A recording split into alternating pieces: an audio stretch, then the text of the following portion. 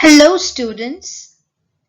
I'm sure you will all agree with me on the fact that freedom is our birthright.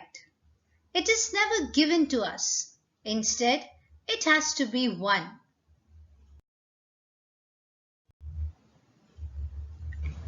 So let's find out what Zakir Hussain wants to convey to us through the story Chandni, the story of a brave heart goat. This story is set on Abu Khan and his freedom-loving pet goats. He lived in the hills of Almora in Uttarakhand with his pets and loved them and guarded them like his own children. The goats loved to be pampered by Abu Khan, but they loved their freedom even more than that. Abu Khan was an overprotective person. He pampered them during the day, and during the night he tied up his pets for the fear of being attacked by wolves. Due to this barred freedom, the goats wanted to escape and run freely in the open fields, and to do so they ran away from Abu Khan's farm, leaving Abu Khan in a confusion as to why they left him, despite him giving them so much of love and care. Ultimately, out of frustration, he commented that he didn't want any more pets. Eventually, out of loneliness, Abu Khan was forced to buy another young goat, and this time he named her Chandni. Chandni was also pampered by Abu Khan like his own child. He fed her, looked after her, and even narrated stories to her. Chandni loved his company, but she too wanted some freedom. She watched the hilltops that were bathed in the sunlight.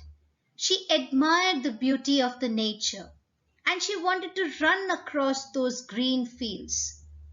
She hated her barred freedom, and so she requested Abu Khan to let her go to the hills. But Abu Khan, having the fear of losing Chandni, locked her up and tied her inside the four corners of a hut. Out of his irritation, he even called her an ungrateful pet and told her that he is saving her from the wolves. But Chandni was a very fun-loving and a lover of freedom. She didn't want to be inside the four corners of the hut.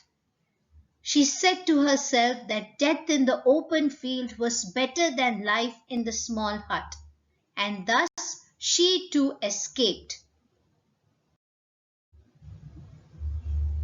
Next morning, on reaching the hills, she kissed her freedom. She felt the hills were standing in a row to welcome her. The tall grasses were embracing her. The flowers bloomed to amuse her, and the wind sang an endless welcome song. And thus that was the happiest day of Chandni's life. The whole day she played on the grassy slopes. She even met a herd of wild goats who welcomed her to join their group. But Chandni politely refused, as she wanted to enjoy her new freedom all by herself. But as night approached, Chandni heard the howling sound of the wolf. She was scared. She wanted to go back to Abu Khan, but then the fear of being barred again made her realize that she had to face the wolf bravely. She knew that the wolf would easily devour her, but she did not panic. Instead, she was ready to fight like a soldier. She kept telling her that she had to put up a good fight in order to win because success or failure are just matters of luck or chance. Thus, the fight between Chandni and her treacherous enemy the wolf began. The entire night they fought. But as it was early morning, the other animals in the zoo saw that Chandni had not given up, but she was almost in her deathbed. She was covered with blood, and the wolf was still standing strong to wait for her to die so that he could eat her. Thus, the animals started having a discussion as to who was the winner between the wolf and the goat. Most of the animals said that it was definitely the wolf, but only a clever bird understood the character of Chandni and commented that Chandni was the winner because she fought her enemy bravely instead of running away for safety. Although Chandni died, but she proved that freedom is the right for all.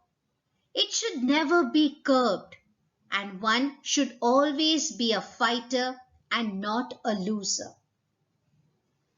I hope the story of this brave heart Chandni is clear to all of you, and you imbibe the same fighting spirit in you. Thank you for watching, children.